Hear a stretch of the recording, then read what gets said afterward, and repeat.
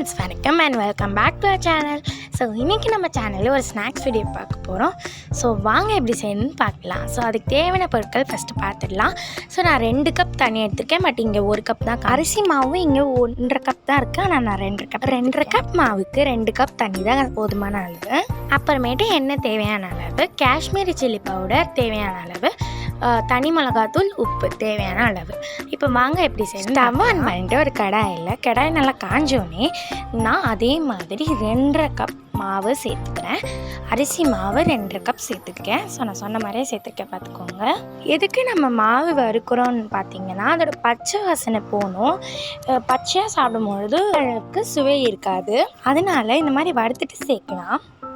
அப்புறமேட்டு இதை நல்லா அந்த கடாயில் போட்டு நல்லா அதை வறுத்து எடுத்துக்கலாம்.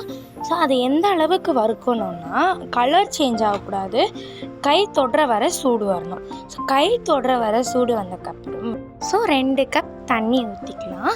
ஸோ எல்லா மாவுக்குமே எப்படின்னா அது எனக்கு தெரியல. ஏன்னா இப்போ எங்கள் வீட்டு மாவுக்கு 1.5 கப்புக்கு நான் 1 கப் சேர்ப்பேன். அந்த மாதிரி நான் இப்போ 2.5 கப்புக்கு 2 கப் சேர்த்துருக்கேன். உங்கள் வீட்டு மாவை பொறுத்து நீங்கள் சேர்த்துக்கணும். சில மாவில் ரொம்ப தண்ணி விட்டு போயிடும். அப்போ நம்மளால் ஒழுங்காக அதை கட் பண்ணி பொரிக்க முடியாது. ஸோ சில மாவில் தண்ணியே இழுக்காது, பார்த்து சேர்த்துக்கோங்க. இப்போ நான் இதை ஒரு பவுலில் ட்ரான்ஸ்ஃபர் பண்ணிட்டேன். ஸோ நீங்கள் ஏன் நான் அதில் உப்பு சேர்க்கலன்னு நீங்கள் கேட்கலாம். ஏன்னா நம்ம அப்படி சேர்க்கும் பொழுது திட்டாக இருக்கும் சாப்பிடும்பொழுது. ஸோ அதனால் இந்த மாதிரி சேர்த்துட்டு நம்ம பிசையும் போது திட்டாக இல்லாமல் ஈவனாக இருக்கும்.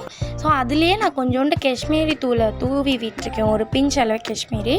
ஏன்னா கொஞ்சம் கலர்ஃபுல்லாக இருந்தால் நல்லாயிருக்கும்ல. ஸோ அதனால் ஒரே ஒரு பிஞ்ச் மட்டும் தான் சேர்த்துருக்கேன். ஸோ சேர்த்துட்டு நல்லா நான் பிசைஞ்சக்கப்புறம் உங்களுக்கு காட்டுறேன். இப்போ நான் இதை ஓரளவுக்கு பிசைஞ்சிட்டேன். ஸோ இதுலேயே நான் 1 டேபிள் ஸ்பூன் அளவுக்கு எண்ணெய் ஊற்றிருக்கேன்.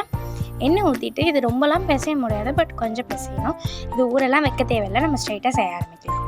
ஸோ அதுக்கு நம்ம மாவு டஸ்ட் பண்ணிக்கலாம். மாவு டஸ்ட் பண்ணிட்டு நம்ம குட்டி குட்டியாக வச்சுருந்தோம்ல பால், ஸோ அதை போட்டுட்டு மாவை டஸ்ட் பண்ணிவிட்டு நம்ம ரொம்ப குண்டாகவும் தட்டிடக்கூடாது, ரொம்ப மெலிசாகவும் தட்டிடக்கூடாது. ஸோ சிப்ஸ் பதத்துக்கு பார்த்து அது ஓரளவுக்கு தட்டிக்கணும். அண்ட் ரொம்ப தண்ணியாச்சுன்னா அதே மாதிரி ஒட்டிக்கும். ஸோ அதெல்லாம் தண்ணி பார்த்து சேர்த்துக்கோங்கன்னு நான் சொன்னேன். ஸோ இப்போ நம்ம எந்த ஷேப்பில் வேணால் கட் பண்ணலாம். ஸோ நான் முதல்ல கார்னர்ஸ் எல்லாம் கட் பண்ணிடுறேன். கார்னர்ஸ் ஷேப் வராதுன்னு சொல்லிட்டு. ஸோ நான் ஃபஸ்ட்டு ட்ரையாங்கிள் ஷேப்புக்கு கட் பண்ணலாம்னு சொல்லிட்டு நான் ட்ரையாங்கிள் ஷேப்புக்கு கட் பண்ணுறேன். நிறைய டிஃப்ரெண்ட்டான ஷேப் கூட நீங்கள் ட்ரை பண்ணலாம். பட் நான் ஃபஸ்ட்டு ட்ரையாங்கிள் ட்ரை பண்ணுறேன். மாவு டஸ்ட் பண்ணாதனால எனக்கு கூட ஒட்டுச்சு.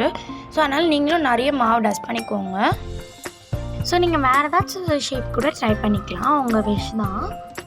இப்போ வாங்க பொரிக்க ஆரம்பிக்கலாம். ஸோ அதுக்கு ஒரு கடாயில் பொரிக்கிறதுக்கு தேவையானக்கு தக்கன நம்ம எண்ணெய் ஊற்றிக்கலாம். எண்ணெய் நல்லா காஞ்சக்கப்புறம் நம்மளோட சிப்ஸை போட்டு எடுத்துக்கலாம். இப்போ எண்ணெய் நல்லா காஞ்சிச்சு. இப்போ நான் கட் பண்ணி வச்சுருக்க எல்லா ஷேப்ஸையும் பொரிச்சு எடுக்கலாம்னு சொல்லிட்டு நான் கொஞ்சம் ட்ரை பண்ணி பார்த்தேன். எண்ணெய் காஞ்சிடுச்சான்னு. நல்லா காஞ்சிடுச்சு.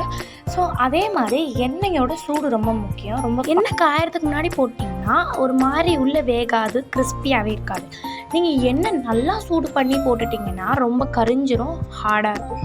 ஸோ எண்ணெயோட சூடு ரொம்ப முக்கியம். அது வெந்துட்டுருக்கிறதுக்குள்ளே நான் உங்ககிட்ட ஒன்று கன்வே பண்ணிடுறேன். ஆக்சுவலி நான் இப்போ ஒரு ட்ராவல் விலாக் போட்டிருப்பேன் பார்ட் 1 சொல்லிவிட்டு. பார்ட் 2 ஃபுட்டேஜஸ்லாம் எனக்கு டெலிட் ஆகிடுச்சு. எப்படி டெலிட் ஆச்சுன்னே தெரியல. ஸோ அதனால் பார்ட் 2 வராது, சாரி. ஸோ நமக்கு சிப்ஸ் இந்த கலரில் வெந்தக்கப்புறம் நம்ம எடுத்துக்கலாம். ஸோ இதுதான் கரெக்டான பதம். ஸோ இதிலே நீங்கள் எடுத்துட்டிங்கன்னா உங்களுக்கு கிறிஸ்பியாகவும் இருக்கும், ஹெம்மியாகவும் இருக்கும். ஸோ இன்னும் கொஞ்சம் பிளாக் வரட்டும் அப்படின்னு விட்டிங்கன்னா ரொம்ப தீஞ்சிரும். ஸோ அதனால் பார்த்து பொறுமையாக சேர்த்துக்கோங்க. இப்போ நான் எல்லாத்தையும் பொரிச்சிட்டு காட்டுறேன். ஸோ இப்போ நம்ம எல்லாத்தையுமே பொரிச்சிட்டோம். அதிலே உங்களுக்கு தேவையான காரத்துக்கு தனி மிளகாத்தூள் போட்டுக்கோங்க. அண்ட் கலருக்கு காஷ்மீரி மிளகாத்தூள் போட்டுக்கோங்க.